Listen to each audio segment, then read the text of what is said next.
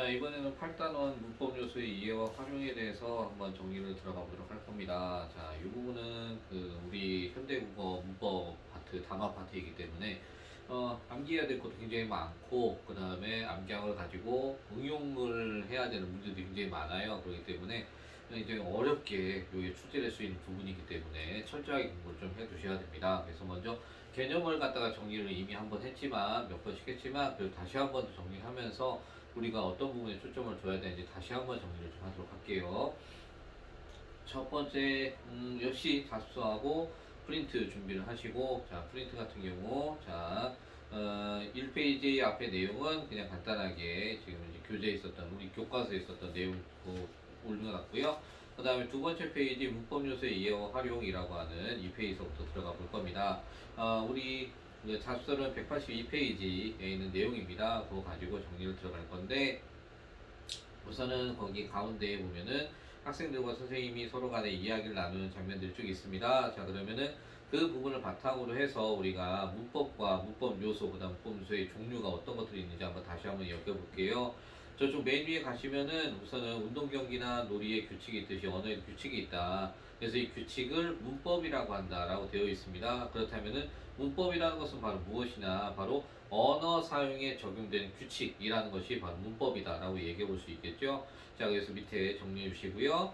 이렇듯 문법의 이러한 문법적 의미를 실현하는 데 사용되는 높임, 시간, 피동, 인용 표현 이런 것들을 문법 요소라고 한다라고요. 그래서 문법 요소 같은 경우, 자, 다시 말합니다. 문법 요소는 바로 이러한 문법의 의미를 실현하는 데 사용되는 것들, 그죠? 그래서 문법적 의미를 실현하는 데 사용되는 것이 문법 요소이고요. 그 다음 문법 요소의 종류에는 높임, 시간, 피동, 인용 표현 등 이런 것들이 있다라고 얘기를 하시면 될 것 같습니다. 다시 한번 정리하면은 문법은 바로 하나의 이러한 이러한 언어 규칙을 갖다가 문법이라고 하면 되겠고요. 그 다음에 문법 요소 같은 경우는 문법적 의미를 실현하는 데 사용되는 이러한 표현들을 말하고, 그러한 표현들 중에는 높임, 그 다음 시간, 피동, 인용 이런 것들이 있다라고 종류를 생각하시면 되겠습니다.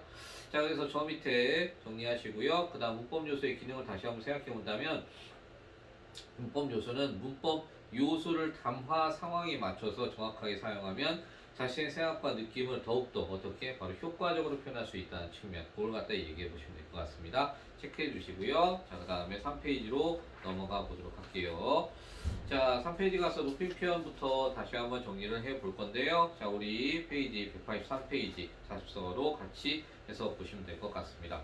자, 보시면은 먼저 말하니가 듣는 이나 다른 대상을 갖다 높이거나 낮추는 정도를 언어적으로 표현해서 구별을 표현하는 방식이나 체계를 높임법이라고 이렇게 얘기를 하죠. 자, 높임법은 높임의 대상에 따라 상대 높임, 그 다음 객체 높임, 주체 높임 이렇게 얘기를 해볼 수 있을 것 같습니다. 그 중에 먼저 상대 높임에 대해서 얘기를 해볼게요. 자, 거기 밑에 보시면은 선생님이 학생에게 민주야 방학 잘 보냈니? 라고 하고 있고요. 학생은 선생님에게 선생님 방학 잘 보내셨어요? 라고 이렇게 표현하고 있습니다. 그렇다면 여기에 자, 어떻게 높임 표현이 어떻게 달라지는지 한번 얘기해보자 라고 되어져 있거든요. 자, 우리 자습서 183페이지 나와 있는 것처럼 거기다 우리 프린트에다 체크해 주시기 바랍니다.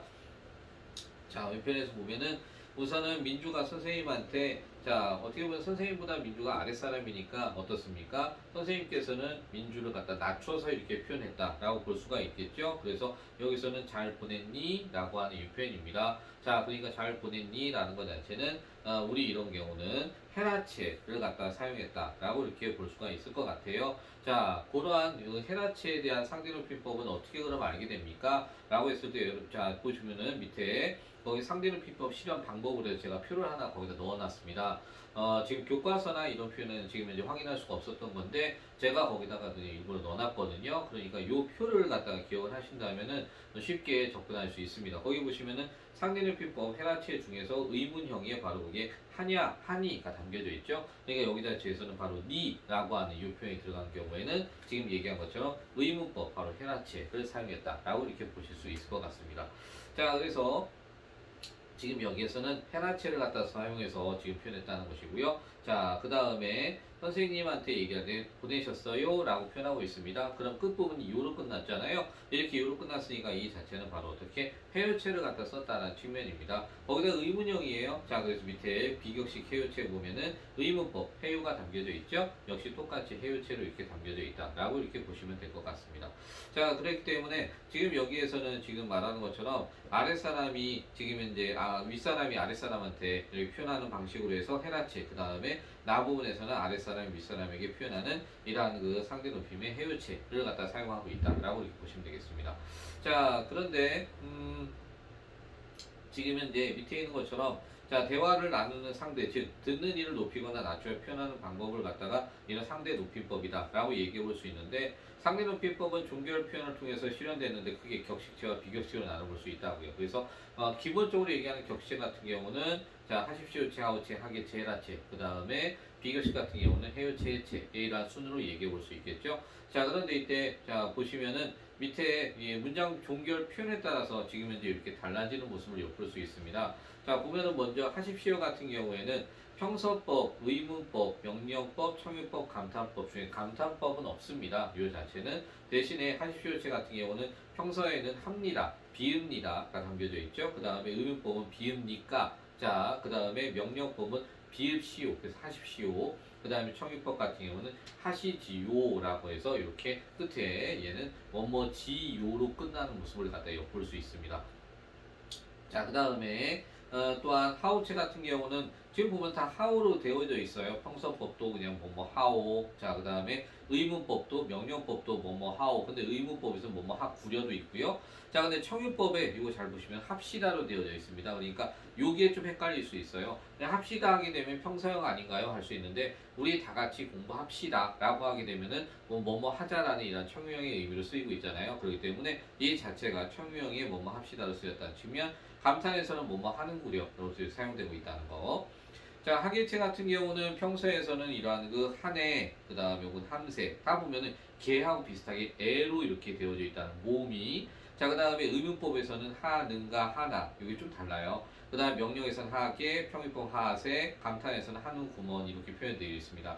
그러니까 여기서는 지금 보면은 의문과 감탄을 빼고는 모두 다 애라는 모음을 사용하고 있다는 측면, 요걸 갖다 공통으로 볼 수 있죠. 헤라 같은 경우는 지금 보면은 평소에는 뭐뭐 한다라고 하는 기본 쓰고 있고요. 그 다음에 의문법은 하냐, 하니, 그 다음 명령법은 해라, 청유법은 하자, 감탄은 하는구나라고 이렇게 엮어볼 수 있답니다. 자, 해요체 같은 경우 모두 해요 혹은 아니면 뭐뭐 하지요로 되어 있고요. 해는 그냥 해나 하지라고 한 이런 표현 되어 있으니까 이건 좀 더 수월할 수 있겠죠. 그래서 이 표를 갖다가 외우는 것도 하나의 방법이긴 하고요. 그 다음에 학교에서 뭐 굳이 이걸 얘기 안 했다라고 하면은 언급성을 갖다 하지 않으셔도 좋을 것 같습니다. 네. 자, 그래서 밑에 확인 문제 같은 경우에는 저번에 한번 했었던 부분이기 때문에 직접 밑에 문제를 풀어주시기 바랍니다. 이거는 크게 따로 언급은 제가 안 하도록 할게요. 자, 그 다음에 자 이번에는 4페이지 쪽 넘어가서 이번에 주체 높임법에 대해서 얘기를 좀 해보도록 하겠습니다. 자, 먼저 보면은 거기에 선생님께서 민재의 꽃을 주셨다라고 되어져 있어요. 자, 여기서 보게 되면은 깨서라는 바로 뭐가 쓰입니까? 바로 여기에는 주격 조사가 쓰여져 있고요. 그 다음에 주셨다 하게 되면은 시라는 선어만 의미가 들어와 있죠. 그죠? 자, 민재가 선생님께 꽃을 드렸다 같은 경우에는 선생님께라고 해서 이때는 객체 높임 선어만 의미, 다시 말하면은 선생님께 부사격 조사에 깨가 들어와 있고요. 그 다음에 드렸다라고 해서 지금 현재 특수한 이란 용어를 사용하고 있다는 걸 엿볼 수 있죠. 자, 그러니까 가에서는 주체 높임법이 사용했고 나에서는 바로 객체 높임법이 이렇게 사용되었다라는 것을 이렇게 엿볼 수 있을 것 같습니다. 자, 그것 좀 다시 정리를 옆에 해두시기 바랍니다. 자, 이렇게 주체 높임법은 서술의 주체에 해당하는 문장의 주어를 높이는 방법인데, 주체 높임법은 기본적으로 선어관어미 밑에 있는 것처럼 시를 사용하고 있고요. 그 다음 주격조사 깨서를 씁니다. 그리고 또한 계시다, 주무시다, 잡수시다 같은 특수한 어휘를 사용하고 있다는 측면 이렇게 엿볼 수가 있겠죠. 자, 그런데 이때 주체 높임법 같은 경우 중요한 것은 직접과 간접을 나눌 수 있는 측면, 이것도 한번 생각해 봐야 된다고 했습니다. 그래서 밑에 적었습니다. 직접 높임은 화자가 주어를 직접적으로 높이는 표현인데, 예를 들자면은 할아버지께서는 집에 계신다. 자, 여기서 보면 할아버지께서라는 주격조사 썼고요. 그 다음에 계신다에서 시라고 하는 선어만 어미가 쓰여져 있죠. 그죠? 자, 이러한 경우를 얘기할 수 있겠습니다. 자, 그런데 간접 높임 같은 경우는 화자가 주어와 밀접하게 관련된 대상을 높임으로써 주어를 간접적으로 높이는 이라는 표현이다 라고 되어져 있습니다. 자, 그래서 여기서는 아버지께서는 고민이 있으신다 라고 되어 있어요. 그러면 고민이 있으시다. 여기 시라는 역시 선어말어미가 들어와 있습니다. 그렇다면은 요거 보면은 주체 높임이네. 근데 이때는 직접이냐 간접이냐 라는 걸 따져봐야 된다고 했었죠. 있다. 근데 뭐가 있어요? 고민이 있다입니다. 그럼 고민이가 바로 주어가 될 수 있다는 거죠. 그럼 이 주어를 갖다가 높이는 이러한 표현이기 때문에 지금 현재 보면은 고민은 높일 수 있는 대상이 아니에요. 그런데 대신에 고민을 지니고 있는 대상을 갖다 어떻게 간접적으로 높인다는 거죠. 그렇기 때문에 여기 아버지께서는 이라고 하는 이 아버지께서는 이 주어가 될 수가 없다는 겁니다. 그래서 아버지께서는 고민이 있으시다 라고 해서 고민이가 주어가 되고 있으시다가 서술어, 그 중에 시라는 선어말미를 써서 간접적으로 높여준다 라는 측면, 이걸 얘기할 수 있을 것 같습니다. 자, 그 다음에 자, 여기에서 주체넘 비임에 대한 측면은 그래서 다시 한번 얘기해 본다면 분명히 선어 발음이 시를 활용해 줘야 된다는 측면 하고요. 그 다음에 주격조사 깨서가 이렇게 사용될 수도 있다는 것. 거기다가 특수용어 계시다, 주무시다, 거기다 잡수시다와 같은 이런 특수 어휘를 갖다 쓰고 있다는 것.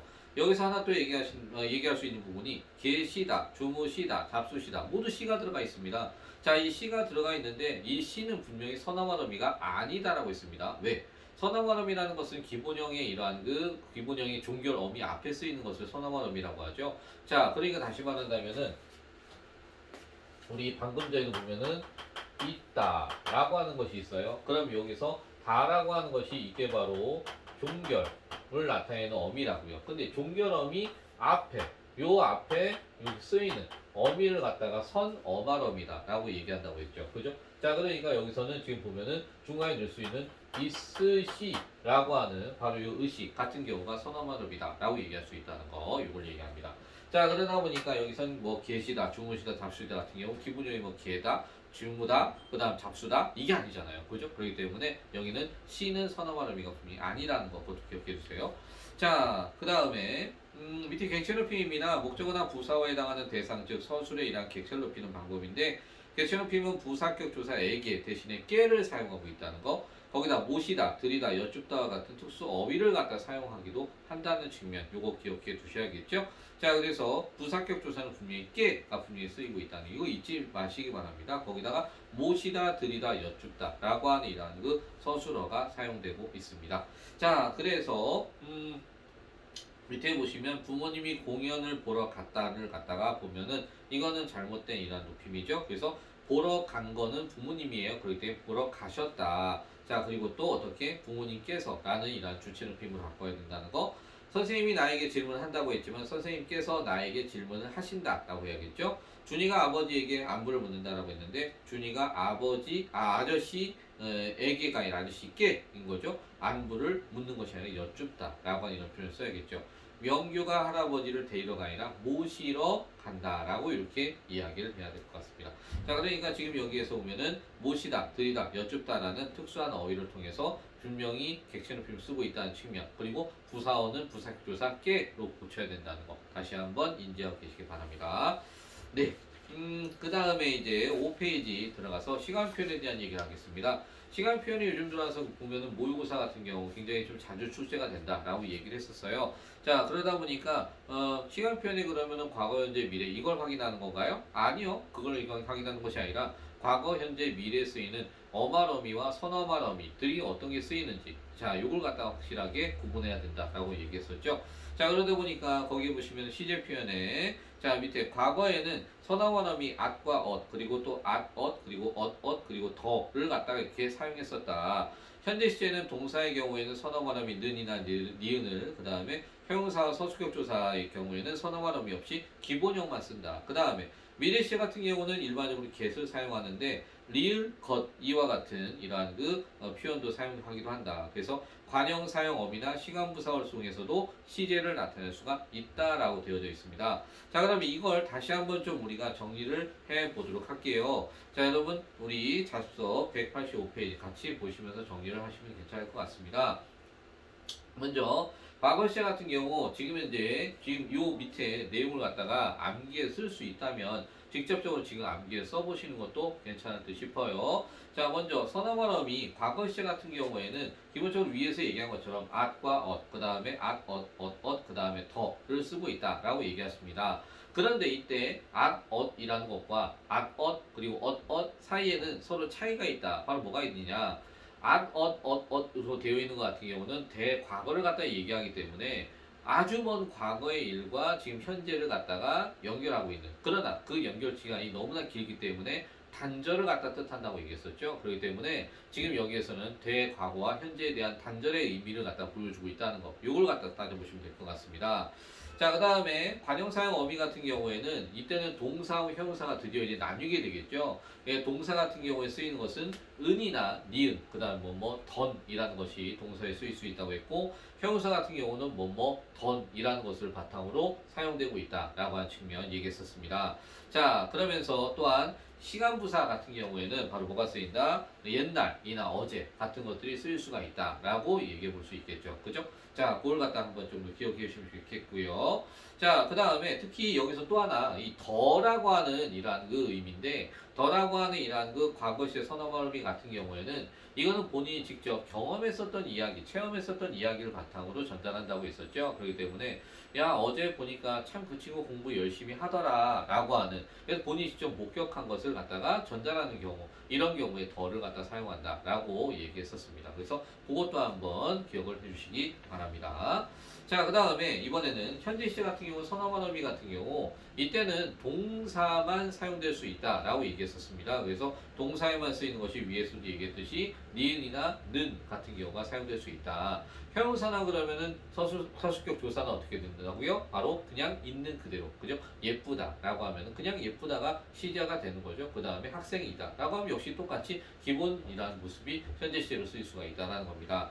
자, 그런데 대신에 여기 관형사형 어미 같은 경우에는 동사와 형용사가 나뉘어 쓰이게 되죠. 동사 같은 경우에는 기본적으로 는이 쓰이고, 그다음 관형사형 어미 같은, 형용사 같은 경우에는 형용사나 서술격 조사 같은 경우는 니은이나 혹은 아니면은 은을 갖다가 쓸 수 있다라고 얘기를 합니다. 자, 그래서 이때는 지금 시간부사는 지금이라는 것을 이렇게 사용할 수 있다는 측면이고요. 자, 그 다음에 미래 시제 같은 경우에는 선어말음이 get을 갖다 썼었죠. 그런데 이 get이라는 것 자체는 그게 지금 미래 시제만 얘기하는 것이 아니라 미래에 대한 추측, 그죠? 지금쯤 도착했겠다라고 하는 이런 추측에 대한 의미와 그 다음에 내일은 꼭 열심히 하겠다라고 하는 의지에 대한 의미 두 가지를 갖다가 보여주고 있다라는 것도 기억을 해달라고 했습니다. 자, 그 다음에 관형사형 어미 같은 경우는 뭐뭐일 혹은 뭐뭐을 이걸 쓰이는데 뒤에 보게 되면 의존명사 바로 것을 갖다가 이용해서 뭐뭐리을 것, 뭐뭐을 것이라는 것도 같이 쓰이고 있다라는 측면이요. 그 다음 시간부사 같은 경우는 내일이라는 것을 사용할 수 있다라고 하는 측면 얘기할 수 있을 것 같습니다. 자, 그래서 각각 이렇게 정리를 좀 하시고요. 지금 이 표는 암기하시는 게 굉장히 중요합니다. 그래서 이 표는 암기를 해두는 거 좀 여러분 부탁드릴게요. 자, 그 다음 밑에 시제는 이거는 그냥 뭐죠?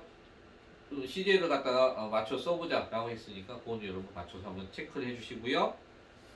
그 다음에 6페이지 쪽 들어가서 이야기를 할게요.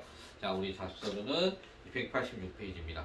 자, 피동 표현입니다. 자, 그런데 학교에 사동 표현도 했다고 해서 제가 사동 표현도 밑에다 같이 좀 적어놨습니다. 그러면은 피동 표현은 어떤 거냐? 먼저 처음에 얘기하듯이 문장에서 주어의 동작이나 행위가 어떻게 이루어지는지에 따라 부수 표현이 달라지는데, 주어가 제 힘으로 움직이는 걸 능동이라고 하고, 그 다음 주어가 다른 힘을 위해서 움직임을 당하는 것, 이것을 피동이라고 하죠. 같은 사건을 갖다 표현한 문장에는 능동인지 피동인지에 따라서 초점이 달라진다고 했습니다.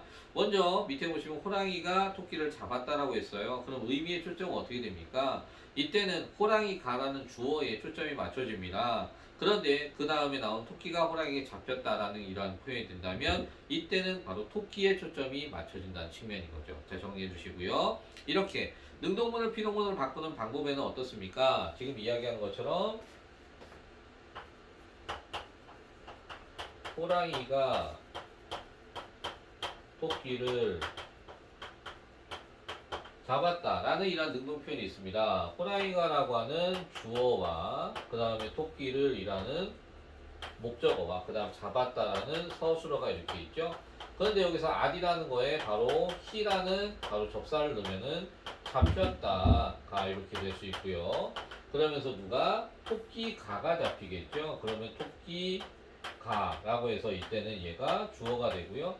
그 다음에 누구에게? 바로 호랑이에게라고 하는, 그죠? 이렇게 되면은 바로 어떻습니까?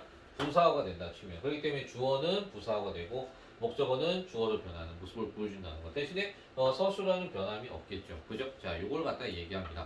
자, 그래서 이렇게 바뀌는 의미 다시 한번 생각해 주시고요. 그러다 보니까 밑에 능동어를 피동어로 바꾸면 위에 예시처럼 이렇게 문장 성분의 위치가 달라지게 되고요. 능동을 나타내는 동사에 바로 피동접사, 바로 이힐이기를 붙이거나 뭐뭐 어지다, 뭐뭐 개되다 같은 이런 표현을 사용할 수 있다는 겁니다. 자, 그 다음에 일부 명사 뒤에 바로 뭐뭐 되다도 결합할 수 있는데 이걸 다시 나눠본다면 파생적 피동과 통사적 기인이란 부동으로 얘기할 수 있는데요. 파생적 피동 같은 경우는 바로 뭐가 들어갑니까? 거기에는 바로 피동 접사가 들어가겠죠. 그래서 이, 히, 리, 그 다음에 기, 그 다음에 여기 또 뭐가 뭐뭐 되다 라고 하는 이 두 가지가 들어갈 수 있다 라고 얘기를 했습니다. 자, 그런데 통사적 피동 같은 경우는 기인 피동이다 라고 얘기했었죠. 그래서 여긴 동사에 바로 뭐가 뭐뭐 혹은 뭐뭐 지다 라고 하는 바로 이 측면, 그 다음에 또한 여기서 뭐뭐게 되다 라고 하는 뭐뭐게 되다 라고 하는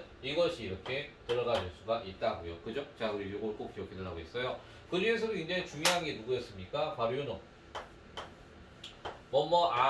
지다 라고 하는 이 표현이 굉장히 중요합니다. 자, 이게 들어가서 이 말이 어울리면은 그러면 당연히 그 자체는 바로 뭐가 돼요? 바로 피동 표현이 되거든요.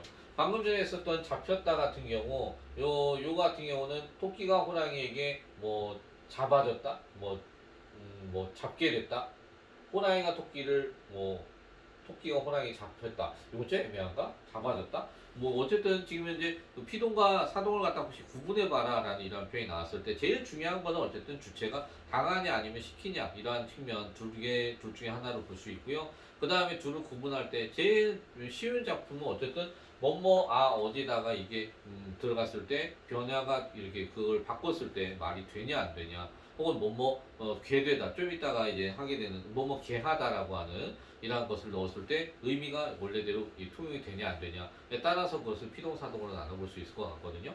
근데 이건 좀 애매하네요. 토끼가 호랑이 잡혔다는 것은 그냥 뭐 딱 봐도 이거는 이해가 돼서 그런가? 자, 그런데 어쨌든 이렇게 통사적인 거, 파생적인 이런 피동과 통사적인 피동을 갖다 둘로 나눠서 또 이렇게 얘기해 볼 수 있다는 거고요. 자, 그런데 이때 이중 피동에 대해서 얘기를 합니다. 자, 방금 전에 제가 어지다가 중요했다는 게 또 하나가 바로 뭡니까? 이게 이중 피동이라는 이야기죠. 이중 피동을 얘기할 때는 대부분이 바로 뭐와 합쳐져요? 바로 여기 이 두 개와 합쳐집니다. 그래서 이게 잡혀졌다 라고 하는, 아니면 여기서 개되다 같은 경우, 되다 같은 경우도 되어졌다. 이런 것들은, 그죠? 그래서 이겨졌다. 이런 것들. 그래서 위에 나오는 접사하고 그 다음에 어지다가 거의 합쳐지는 게 거의 이중피동은 다 이래요. 그래서 어지다가 먼저 있느냐, 그것부터 찾고 그 앞에 되다나 이희리기가 더 들어있느냐, 이걸 보시면 이중피동이 이제 쉽게 확인할 수 있습니다. 자, 그러다 보니까 거기 이중피동을 잠깐 읽어보면, 피동문은 피동 전미사가 결합하거나 어지다, 개 되다 등이 붙어서 두 가지가 동시에 사용되는 경우가 있답니다. 이를 이중피동이라고 하는데, 이러한 표현은 국어의 발음 문장 표현이 아니기 때문에 이중피동을 쓰지 않도록 주의해야 된다라고요. 그래서 밑에 문이 열려져 있어 모기가 들어왔다 라는 표현이 있어요. 자, 열려져라고 되어져 있죠. 여기에 열려져라고 하는 이 표현 자체가 어떻습니까? 이게 원래 기본형이 열다. 그런데 열다에다가 지금 뭐가 들어와 있어요? 이렇게 되어져 있죠? 그러니까 리와 어지다라는 두 가지가 같이 들어왔잖아요. 그러니까 어떻게 이중피동이다 라고 이렇게 볼 수가 있겠죠. 밑에도 보시면 이 기계는 공장에 사용되어져 왔다. 사용되어져 라고 하는 이 표현이 있잖아요. 그죠? 자, 이것도 역시 어떻습니까? 되어져라는 것 자체는 되다 라고 하는 표현에다가 중간에 라고 하는 이 표현이 들어와 있죠. 그죠? 그런데 되다가 뭐였어요? 네, 여기에 바로 표현되어져 있죠. 접사 어지다. 그러니까 두 가지가 있으니까 이중피동이다 라고 볼 수 있다는 거죠. 그죠? 자, 그래서 이렇게 이중피동 같은 경우는 국어에 있어서 문법상의 잘못된 표현이기 때문에 이는 올바른 표현으로 써야 되는 것을 갖다 우리 엮어볼 수 있습니다. 그래서 이러한 이중피동 문제는 출제율이 꽤 있기 때문에 꼭 좀 잘 좀 정리해 주시기 바랍니다. 자, 그러면 사동 표현에 대해서 얘기해 보겠습니다. 사동 표현은 주어가 남에게 동작을 시키도록 하는 걸 말하고요. 반면에 주동 표현은 주어가 스스로 하는 것을 갖다 이야기합니다. 그럼 여기서 사동 표현은 남에게 동작을 하도록 시킨다고 했어요. 그럼 그러기 위해서 바로 위에서 말한 것처럼 파생적 사동과 통사적 사동 똑같이 나눠볼 수 있는데요. 파생적 사동 같은 경우에는 접사가 들어간다고 얘기할 수 있죠. 그래서 여기에 쓰이는 접사 같은 경우에는 바로 이, 히, 리, 기 똑같습니다만 여기에 뭐가 오, 구, 추가 이렇게 들어갈 수 있다는 겁니다. 그러니까 이때 헷갈릴 수 있는 부분은 바로 이, 히, 리기, 이, 히, 리기 이런 놈들이 똑같이 생겼잖아요. 그러다 보니까 이것 때문에 헷갈릴 수가 있다라고 얘기해 볼 수 있을 것 같아요. 자, 그 다음에 또 하나 여기에 우구추까지만 들어오는 것이 아니라 무엇까지? 뭐뭐 시키다. 시키다까지 접사로 이렇게 사용되고 있다는 거. 요걸 갖다 생각해 보시면 될 것 같고요. 그 다음에 아까처럼 뭐뭐 아 어지다 같은 건 없나요? 네, 있습니다. 그게 바로 뭐뭐 개 하다 라고 하는 바로 요 표현이 이렇게 있다라고 보시면 될 것 같아요. 그래서 이건 통사적 긴 사동에 들어가는 거죠. 그런데 요 뭐뭐 개 하다 얘하고 뭐뭐 아 어지다 이걸로서 둘을 구분한다라고 보시면 될 것 같아요. 요 자체가 자, 그래서 파생적 사동문은 통사적 사동문의 의미 차이 그거 한번 다시 한번 보도록 할게요. 자, 지금 보시면은 여기서 이런 파생적 사동문은 주어가 객체에 의해서 직접적인 행위를 하는 것을 나타내고 있고요. 자, 그 다음 페이지 보시면은 이러한 그 통사역 사동문은 간접적인 행위를 갖다 나타내는 것이다 라고 이렇게 이야기를 하고 있습니다. 그러니까 지금 기본적으로 얘기하면은 이러한 그 파생적 사동문하고 통사역 사동문 볼 때 파생적 사동문은 이러한 그 주어가 객체에서 직접적인 행위를 그 다음에 통사역 사동문은 간접적인 행위를 갖다 이렇게 본다라고 보실 수 있을 것 같거든요. 자, 예를 보면은 거기 어머니가 딸에게 옷을 입혔다라는 말이 있어요. 그리고 어머니가 딸에게 옷을 입게 하였다라는 것이 있는데, 자, 위에 나오는 입혔다 같은 경우는 거기에 뭐뭐히 라고 하는 접사가 들어온 상태이죠. 그렇기 때문에 파생적 사동이고 밑에 나오는 입게 하였다는 통사적 사동이라고 볼 수 있죠. 그런데 위에 나오는 어머니가 딸에게 옷을 입혔다는 예를 본다면 이렇습니다. 어머니가 딸에게 옷을 입혔다라고 해 직접적으로 일화해서 입히는 행위가 될 수 있다는 거고요. 그 다음에 어머니가 딸에게 옷을 입게 하였다. 다시 말하면 옷 입어 라고 해서 옷을 입게 하는 이러한 행위. 그래서 간접적인 이러한 사동까지 다 될 수 있다는 거죠. 그죠? 그런데 어머니가 딸에게 옷을 입게 하였다라고 하게 되면 어때요? 옷 입자라고 해서 아이한테 옷을 입게 하는 이러한 밑에 두 번째에 있는 간접사동밖에 될 수가 없죠. 그렇기 때문에 위에 나오는 얘 일은 바로 무엇을? 얘는 파생적 사동을 나타내기 때문에 첫 번째, 두 번째 의미를 다 해석될 수가 있고 그럼 다시 말하면 중의적 표현이라고 볼 수 있죠. 하지만 위에 밑에 있는 어머니가 딸에게 옷을 입게 하였다라는 간접적인 행위는 어떻습니까? 얘는 통사역 사동으로서만 해석될 수, 통사역 사동으로 얘는 지금 간접 사동으로만 해석될 수 있다라는 거 이렇게 보시면 될 것 같습니다. 네. 밑에 능동문, 비동문 바꾸는 것은 이거는 쉽게 하실 수 있죠. 그거는 간단하게 밑에 정리해서 역시 또 좀 이따가 같이 찍어 보여주세요. 그 다음 여덟 번째 인용 표현 들어가서 그러면은 8페이지에 있는 거 가도록 할게요. 자, 이거는 좀 금방 우리가 할 수 있는 부분인데 다른 사람 말이나 글을 옮겨 사용하는 걸 인용이라고 하죠. 인용 표현을 사용하면 말과 글의 신뢰도를 높이거나 내용을 충실히 하는 데 도움이 된답니다. 이런 표현 간단하게 기억할게요.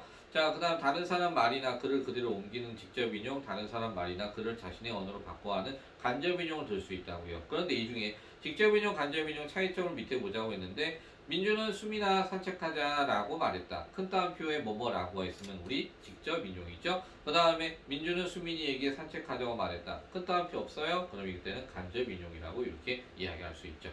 자, 그래서 밑에 다른 사람 말이나 글을 직접 인용할 때는 큰 따옴표로 인용할 부분을 묶어서 그대로 옮긴 뒤에 조사 뭐뭐라고를 써서 표현하고요. 반면에 간접 인용할 때는 다른 사람의 말이나 글을 적절하게 요약해서 정리한 다음에 조사 고를 써서 이렇게 표현한다고요. 자, 밑에 그가 잘 다녀왔니? 라고 말했다라고 되어 있어요. 이것을 다시 바꾼다면 그가 잘 다녀왔느냐고 이렇게 말했다라고 하면 되겠죠. 그 다음에 준호는 은진이에게 어서 오라고 말했다라고 했을 때 준호는 은진이에게 큰 따옴표 써서 어서 와라고 말했다 이렇게 해도 되겠고요. 혹은 아니면은 준호는 큰 따옴표 놓고 은진아 어서 와라고 말했다 이런 식으로 가도 되겠죠. 그죠? 자, 그 다음에 윤주는 내게 읽고 있는 책이 재밌냐고 물었다라고 돼 있을 때 윤주는 내가를 갖다 바꾸게 되겠죠. 어떻게? 내게 네가 읽고 있는 책이 재미있어? 라고 물어보았다. 라고 이렇게 얘기해도 되겠죠. 그죠? 자, 그렇게 하시면 될 것 같습니다. 자, 간접과 직접을 갖다 이걸 바꾸는 것 같은 경우에는 아무래도 지금 현재 여기에 있는 것 같은 게 굉장히 좀 쉽게 시제 표현이라든지 혹은 아니면은 인칭 표현이 지금 현재 그대로 담겨져 있어요. 별로 그렇게 어렵지 않게 있어요. 근데 인칭 표현 같은 경우는 방금처럼 내가를 니가로 바꿔준다든지 시제 표현을 갖다가 잘 문장상에 보면서 과거의 이야기가 지금 현재 내가 전달한 이야기라든지 이런 것들을 갖다 따져보면서 보셔야 된다는 거 꼭 잊지 말고 봐주세요. 네. 자, 그러면은 8번째까지 보셨고요. 자, 이제 학습활동 쪽 들어가서 다시 한번 정리를 해보도록 할게요. 자, 지금부터는 일부러 제가 체크를 하나도 안 해놨습니다. 여기는 직접 체크하시면서 공부하는 게 제일 중요할 것 같아서 놔뒀거든요. 한번 같이 한번 보도록 할게요. 할머니께서 우리 집에 오신다라고 돼 있어요. 그럼 여기서는 지금 현재 오신다라고 했을 때 평범하게 그냥 나 혼자 하는 이야기입니다. 그렇기 때문에 이 자체에서는 상대표법은 볼 수가 없겠죠. 그리고 할머니께서 우리 집에입니다. 우리 집에 부사어가 보면 깨가 쓰이지 않았어요. 그렇다면 이것도 객체노도 안 됩니다. 그렇다면 유일하게 오신다. 오다의 시라는 이라는 그 선어말 어미가 들어왔고요. 주어에도 깨서가 쓰여 있습니다. 당연히 주체 높입니다라고 볼 수 있겠죠. 선생님 우리 책을 상자에 넣었어요. 네, 이건 선생님이라고 하는 첨자에다가 어때요? 이야기를 하는데 높임의 표현을 썼습니다. 자, 상대 높임 같은 경우 실현됐다는 것은 상대를 높였을 때 상대 높임이 실현된 겁니다. 상대를 높이지 않은 상황에서는 상대 높임이 실현됐다고 볼 수가 없다고 얘기했었습니다. 그렇기 때문에 선생님 책을 상자에 넣었어요 라는 건 상대를 높였죠. 그러니까 이건 상대 높임표 실현된다 라고 볼 수가 있겠죠. 자, 그 다음에 나머지 뭐 객체나 주체는 눈에 보이지 않습니다. 아버지 진지 드세요 자 라고 했습니다. 여기서는 진지 드세요 라고 하는 누구한테? 역시 아버지에게. 그럼 어때요? 상대를 높였죠. 그죠? 자, 그런데 문제는 진지라고 하는 것은 밥을 갖다 높였습니다. 그죠? 그럼 진지를 드세요라고 이렇게 얘기한 거거든요. 자, 그런데 이때의 문제는 어때요? 드시다라고 하는 측면 같은 경우에는 진지를 드시다라는 것은 아버지가 직접 식사를 하시는 거기 때문인 거죠. 그죠? 그렇기 때문에 아버지란 주체가 직접 식사를 하세요라는 의미로 진지 드세요를 썼기 때문에 이때는 바로 어떻게 주체 높임이 쓰였다라고 이렇게 보셔야 될 것 같습니다. 자, 이 책 아주머니께 드려라라고 돼 있어요. 자, 지금 여기 보면은 드려라. 어떻게 보면 헤라체가 쓰여 있거든요. 그러니까 쌤 이거 헤라체 되어 있는데요 라고 할 수 있지만 분명히 말씀드렸습니다. 아까 얘기했듯이 상대 높임법 같은 경우는 실현이 된 것은 높임일 때만 가능한 것이다 라고요. 그렇기 때문에 지금 여기는 아주머니께 드리다라고 하는 표현이 있어서 객체 높임만 쓰였다 라고 보시면 될 것 같습니다. 자, 그 다음에 시간 표현인데요. 어제 청소한 사람은 준혁이었고 라고 해서 어제라는 표현 때문에 여기서는 과거라는 걸 알 수 있죠. 청소한 사람, 청소하다에 니은 관형사형 어미가 들어왔습니다. 자, 과거 시제 같은 경우 아까도 보시면은 관형사형 어미가 쓰였을 때 그 자체가 바로 시제가 달라지는 것을 확인할 수 있죠. 그래서 청소하다에 니은이라는 관형사형 어미가 들어와서 과거를 나타내고 있습니다. 준혁이었고 지금 현재입니다. 청소하는 얘 역시 는이라고 하는 관형사형 어미가 또 들어와 있습니다. 그래서 이런 관형사형 어미로 인해서 시제가 변한다는 측면 아까도 계속 그걸 갖다 암기하자고 했습니다. 지난주에 지난주 과거를 갖다 보여주고 있고요. 자, 그 다음에 있었던 일과 지난주에 있었던 하게 되면은 그럼 뭐 어시라는 과거 시제가 쓰였죠. 이 일과 관련하여 나중이라는 것은 미래가 되겠죠. 그와 이야기를 나눌 것이다, 리을 것이다 있기 때문에 미래 시제라고 이렇게 볼 수가 있을 것 같습니다. 네, 방금 위에 기억에서도 보면은 준혁이 없고 수범이다라고 해서 바로 거기 자체에서 이 얻고라고 하게 되면은 그때는 어때요? 과거 시제로 쓰일 수 있고 이 다는 현재라는 걸 엿볼 수 있다는 거. 자, 그것도 같이 미안합니다. 자, 그 다음 밑에 피동표현 찾아보래요. 날이 더워서 아이스크림이 많이 팔린다라고 했는데 팔린다 같은 경우 기본적으로 뭐예요? 팔다죠. 팔다에 리라는 것이 들어와서 누군가에게 이렇게 당하는, 그래서 팔리다라고 하는 이런 거 팔린다를 갖다 그러면 이게 피동인지 사동인지 어떻게 할까요? 라고 할 때 아까 얘기한 것처럼 뭐뭐 어지다 넣어보면은요 날이 더워서 아이스크림이 많이 팔려진다. 원래는 팔려진다는 표현을 쓰면 안 돼요. 그죠? 안 되는데 이것이 피동인지 사동인지를 갖다 구분할 때 뭐뭐 어디다를 넣었을 때 이중 피동이더라도 그게 의미가 된다라고 하면은 과감하게 하셔도 됩니다. 그때는. 근데 팔려진다는 분이 잘못 쓰인 피동이고요. 네. 그러니까 우리가 사동 피동을 갖다 구분하기 위해서 이렇게 사용해 본다는 측면이에요. 알겠죠? 자, 그다음 2번 폭우로 땅에 웅덩이가 파였다라고 했습니다. 네. 파여졌다 되잖아요, 그죠? 그러니까 이렇게 근데 쓰면 안 된다는 거, 이중피동이라는 거 그걸 생각하시고, 그 다음에 웅덩이가 파였다라는 것도 역시 피동이라는 거. 그 다음에 상자를 묶은 끈이 끊어졌다. 끊어졌다라고 하는 것은 이것도 보면은 이거 당연히 뭐 어디다가 있으니까 이거는 피동이구나라고 이렇게 생각하면 되겠죠, 그죠? 네, 그렇게 보시면 되겠습니다. 자, 그렇게 살피시면 되겠고요. 그다음 10번째. 자, 이 부분에서는 잘못 인용된 표현을 갖다 찾아보자라고 얘기를 하고 있습니다.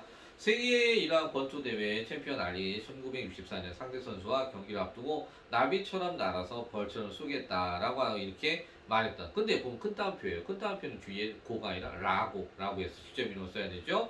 평생을 따라다닌 말이다. 그를 세계의 영웅으로 만든 것은 링 밖의 싸움이었다. 흑백 분리와 인종차별이 여전했던 1960년 알리는 방송 카메라 앞에서 나는 세계 챔피언인데도 들어갈 수 없는 상대들이 있다라고. 여기서 나는 앞에 큰 따옴표, 있다 뒤에 큰 따옴표, 그죠? 요걸 넣어줘야 되죠. 직접 인용이기 때문에 그걸 갖다 얘기했습니다. 자, 그 다음에 밑에 이는 잘못된 이러한 높임 표현에 대해서 얘기를 하고 있습니다. 보시면은 고객님이 주문하신 커피가 나오셨어요. 주어가 뭐예요? 이때는 커피예요, 커피. 고객님이 주문하시다 같은 경우는 이건 앞에서 문장이 끝났어요. 뒤에는 커피 나오시다 이 표현이에요. 근데 커피가 나오세요? 아니에요. 커피가 나왔습니다 해야 되는 거죠. 강아지가 참 귀여우시네요. 강아지가 귀여우세요? 아니요. 이래 강아지 높임 표현을 쓸 수가 없어요. 강아지가 참 귀엽네요 라고 해야겠죠. 사장님 말씀이 계시겠습니다. 아이고, 말씀이가 주어거든요. 그럼 말씀 높이면 안 돼요. 사장님 말씀이 있으시겠습니다라고 간접 높임법을 써야 되죠. 그죠? 이때는 간접 높임법입니다. 자, 그런 거 조금만 한번 생각할까요? 고객님 주문하신 커피 나왔습니다 할 때 이때는 보면 어떻습니까? 이때는 상대 높임이 들어있는 거고요. 강아지가 참 귀여우네요. 이때도 뭐뭐 해유체 상대 높임 쓰여 있죠. 사장님 말씀이 있으시겠습니다. 네, 이때도 상대 높임법 모두 쓰여져 있습니다. 주체 간접 높임까지 해서. 그 다음에 선생님이 너 교실로 오시래 라고 했는데 오시래가 아니라 이때는 어떻다고 했어요? 제가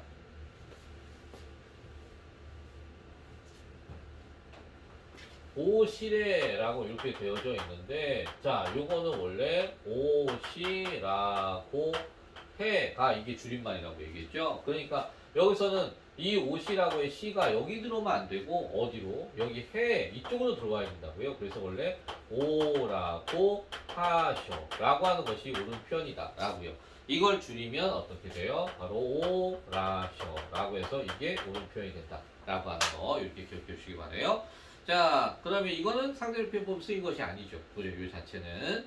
자, 그 다음에 어머니가 내게 시간을 여쭈어 보셨어요 라고 했는데 시간 어떻게 여쭤봐요 어머니께서, 그죠? 어머니께서 내게 시간을 물어보셨어요 라고 이렇게 해야겠죠, 그죠? 네, 그렇게 보시면 되겠습니다. 자, 그 다음에 우리 이번에는 그 뒤에 11페이지 쪽 가서요.